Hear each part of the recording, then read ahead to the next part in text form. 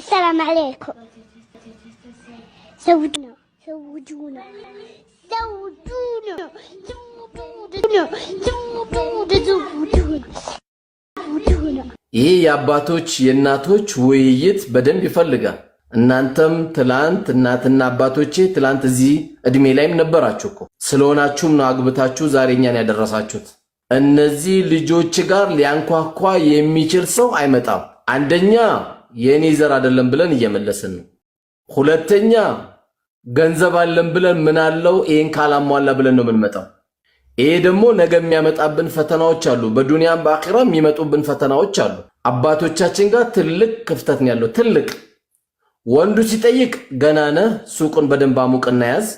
ሴቷ ስትጠይቅ መስፈርት የሚደረገው እንደ ሸሪዓ ኢዛ ጃአኩም መን ተርደውነ ዲኑሁ ወኹሉቁሁ ፈዘዊጁ ነበር። ዲኑ የምትወዱለት አካል ቤታችሁ መጥቶ ልጃችሁን ስጡኝ ካለ ስጡት ነበር የተባለው። ኢላ መን ረሒመ ረቢ አላህ ያዘነላቸው የዲን አባቶቼ ወንድሞቼ ካልሆኑ በስተቀር ብዙ የምንሸወደው በቅራቅንቦ ነገር ነው። ብዙ የምንሸወደው ምን አይነት ገንዘብ መጣ በሚል ነው። ብዙ የምንሸወደው ቤቱ የት ነው በሚል ነው። ይሄ ደግሞ የተሸወርንበት ነገር እውን ይሆናል። ስለዚህ 4 ሴት 5 ሴት 3 ሴት ሳይቸግረው ቤተሰብ ልጅን ራሱ ውጭ የሚልካል። ኢና ሊላሂ ወኢና ኢለይሂ ራጂዑን። ስለመብላት ስለመጠጣት የማያስብ ቤተሰብ እየሰራም ልጁን ውጭ ያስቀምጥና ገንዘብ ላኪ ትባላለች። የቱን አይነት እንጀራ ለመብላት ነው አባትና እናቶች በዚህ ጉዳይ ላይ ያላችሁ? ስለዚህ በዋናነት ወላጆቻችን ጋር ያሉት ክፍተቶች በጣም መስተካከል አለባቸው። ልጆቼ ምን አዲስ ነገር አለ? አብሽሩ፣ አዲስ ነገር ካለ ንገሩኝ። በዛ ላይ ዱንያ ነው። ብታግዛቸውስ ምንድነው ችግሩ? አንተ ብታግዛቸውስ እንደ አባት አንተ እንደ ወንድም ብታግዛቸው ወላሂ ምንም አይደለም። ዱንያ መጠቃቀሚያ ናት። ይህን ካረግሽ አፏ አልልሽም ተብላ የማግባት ፍላጎት እያላት አዝና ቀብር የገባች እህቴ ብዙ አለች። ይህን ካላሟላ አፏ አልልሽም ተብላ ዛሬ ከቤት ማትወጣ ደግሞ እጅግ በጣም አንጀት የሚበሉ እህቶችም አሉ። ስለዚህ አባቶች፣ እናቶች፣ ተዳዳሪ የሆናችሁ ወንድሞች በዚች በቅርቢቷ ህይወት ገንዘብ አለ በሚልና አራተኛ ደግሞ ትልቁ የወላጅ ችግር ይሄን ካላሟላ ብለን የምንሄደው ልክ አንድ በቅርብ የተከሰተ አሳዛኝ ክስተት አለ። አንድ ወንድማችን ለአንድ ቀን ሰርግ ያወጣው ከነ ሆቴሉ የመኪናውን ቀውጢ መኪና የያዘው ይሄ ሚንዜ የሚባል አለ፣ የምኑ ወጪ አለ፣ የምኑ አለ።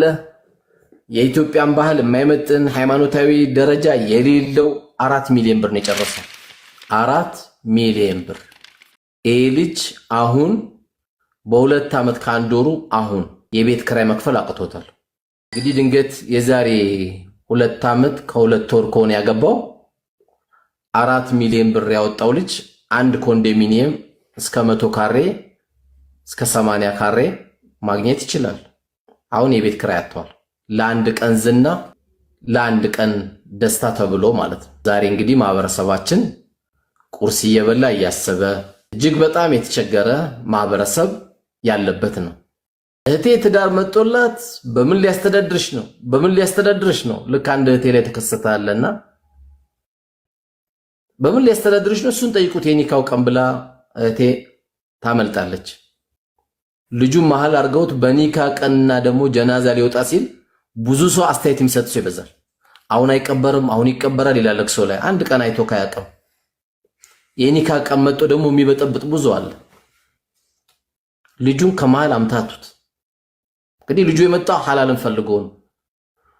ወላሂ ደግሞ ሐላልን ፈልጎ የሚገባ ወንድሜ አላህ እኮ ቃል ገብቶለታል።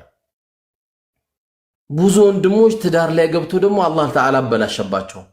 እኛ የሆኑ ከቤተ ዘመድ ያልተሳካላቸው ሊተናነቁ የደረሱ ባልና ሚስቶች አሉ። እሱን ዜና ስለምናወጣ ነው። ብዙን ጊዜ ያው ተቃራኒ ነገር ነው የሚግለው። ይሄ ወንድም ያው ለፈገግታ ይሆናቸዋል ብዬ ነው። ከማል ከግራ ከቀኝ ቆይ በምን ልታስተዳድራት ነው? የኒካ ቀን ተጠርቶ እንግዲህ አላህ ያሳያችሁ። መቼም የኒካ ቀን ብዙ ነገር ነው የምናየው። ብዙ የሚያስቁ ነገሮች ነው የምናየው። በተለይ ተቆርቋሪ የሚባሉት ቦታዎች ብዙ የሚያስቅ ነገሮች ነው የምናየው። ይሄ ወንድሜ ከግራ ከቀኝ አንተ በምን ልታስተዳድራት ነው ሲሉት ልጁ ትንሽ የገባው ልጅ ስለሆነ በሕገ መንግስቱ አላቸው።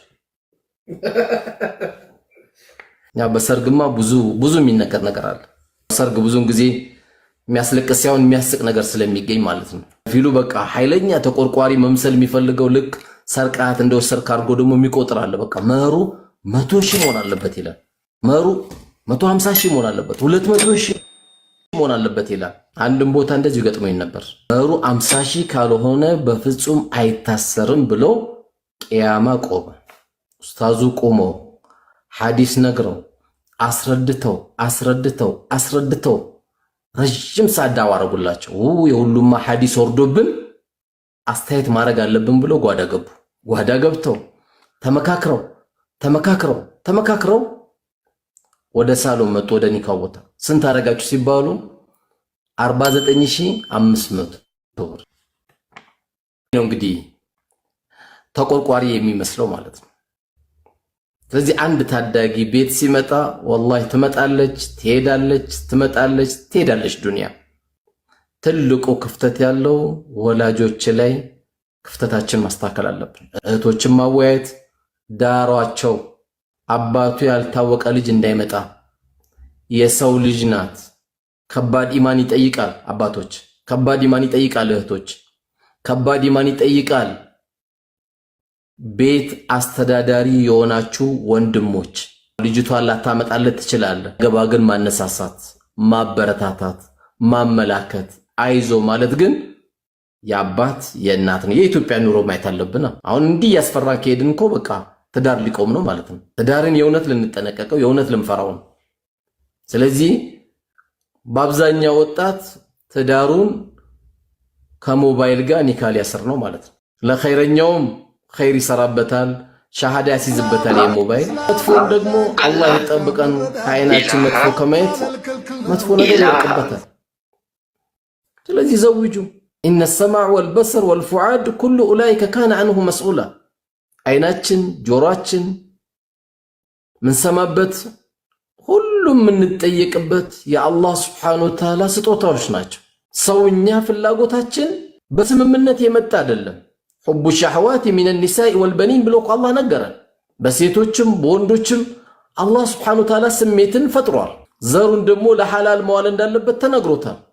ከሐራም ነገር እንዲጠብቀውም ተነግሮታል። አዎ ዘውጁሁ